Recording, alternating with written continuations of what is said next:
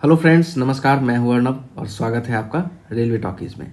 तो दोस्तों, 8वें पे कमीशन को लेके पिछले ही हफ्ते में दो बड़े बड़े महत्वपूर्ण अपडेट्स आए हैं।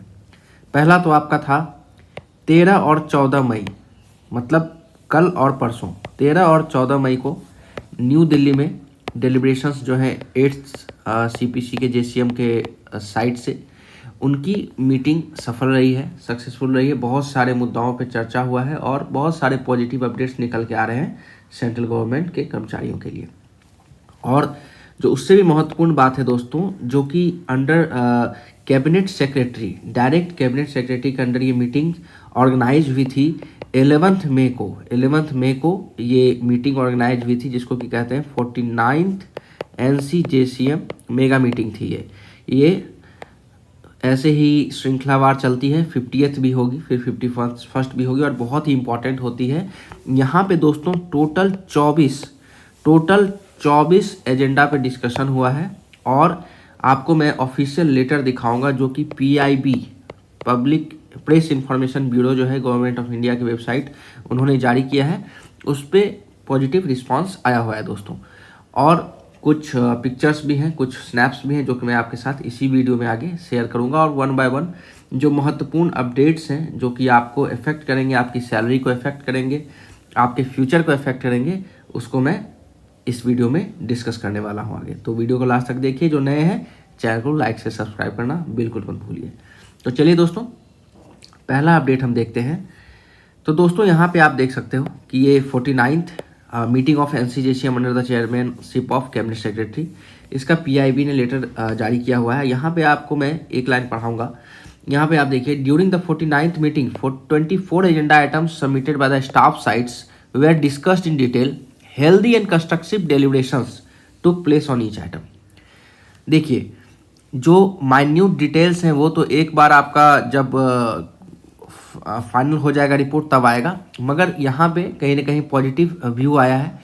Healthy and constructive deliberations each item, मतलब किसी भी आइटम को छोड़ा नहीं गया है, सारे पे बातचीत हुई है। और making sincere efforts to arrive at the amicable solutions, जो कि staffs as well as government दोनों के लिए फिजिबल रहे, ऐसे सॉल्यूशंस पे आने की बात की गई है। In the interest of employees several issues are under consideration, active consideration, आप देख सकते हो under active considerations of the concerned ministries and departments. मतलब कि देखिए 24 मुद्दे जो थे उसमें से कुछ मुद्दे हो सकते हैं DOPT के हों, जो पेंशंस या ग्रीवांस सेल से रिलेटेड हो, कुछ मुद्दे फाइनेंस के हो सकते हैं, सैलरी अलाउंस इंक्रीज करने की बात जहाँ पे की गई है। ऐसे ऐसे अलग अलग मिनिस्ट्रीज के अलग अलग मुद्दे होते हैं, या डिफरेंट डिपार्टमेंट्स, जैसे कि डिफेंस का अलग है, रेलवे का अलग है, तो सारे ही डिपार्टमेंट्स के अलग अलग मुद्दे थे यहाँ पे। तो सारे को यहाँ पे डिस्ट्रीब्यूट किया गया है और कंसिडर करने के लिए, एक्टिव कंसिडरेशन करने के लिए हिदायत दी गई है दोस्तों। आप यहाँ पे कुछ पिक्स भी देख सकते हो। ये हमारे चेयरमैन हैं, कैबिनेट सेक्रेटरी और मेंबर हैं, यहाँ पे आप देख सकते हो।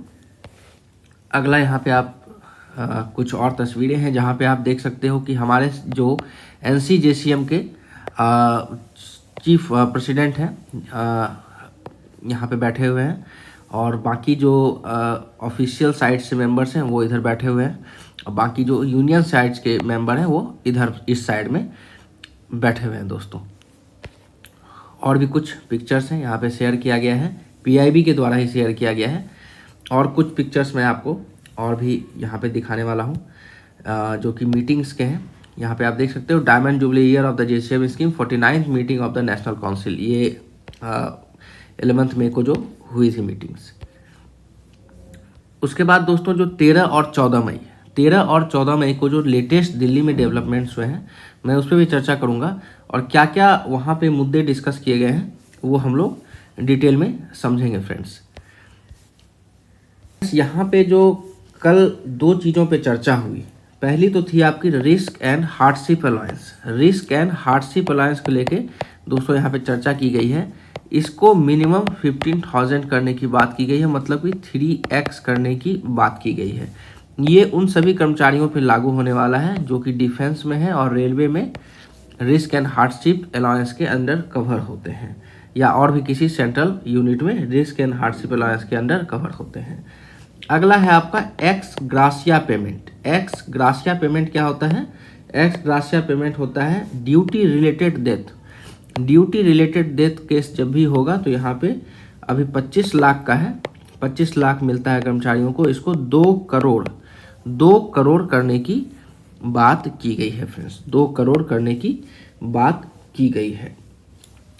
उसके बाद जो कुछ मुद्दे हैं उसको ये किया गया है, जैसे कि ओपीएस जो कि बहुत दिनों से एक्टिव चलता आ रहा है और इसको फिर से एक बार यहाँ पे एक्टिवेट किया गया है कि ओपीएस का डिमांड रखा गया है फ्रेंड्स। 13-14 की जो मीटिंग थी इसमें मेन ये मुद्दे रखे गए थे। अगला है कि AIDEF, ये है all India defence employee federation, इन्होंने कुछ मांगे रखी हैं जिसमें कि अलाउंसेज जो हैं वो एट ए पार किया जाए विथ रेलवे एम्प्लॉयज़। ऐसे भी कुछ मुद्दे यहाँ पे सामने आए हैं फ्रेंड्स। कुछ मुद्दे जो कि डायरेक्ट 8 CPC के रिपोर्ट को असर करने वाले हैं, वो 11 मई में डिस्कशन जो हुआ है वो मैं आपके साथ शेयर कर देता हूँ फ्रेंड्स। उसमें पहला था यहाँ पे फैमिली यूनिट को लेकर, जिसमें कि पहले का जो फॉर्मूला है उसमें फैमिली यूनिट में फादर को 1 माना जाता है, मदर को 0.8 माना जाता है और चिल्ड्रन अगर 2 हैं तो दोनों को 0.6 प्लस 0.6 मान के 1.2 किया जाता है। तो अगर आप पूरा फिगर जोड़ोगे तो ये 3 के बराबर आता है। तो पहला यहाँ पे जेंडर इक्वलिटी का मुद्दा उठाया गया और जेंडर इक्वलिटी के मुद्दे को उठाकर ये बात बोली गई है कि अगर फादर 1 है तो मदर को भी 1 मानना चाहिए।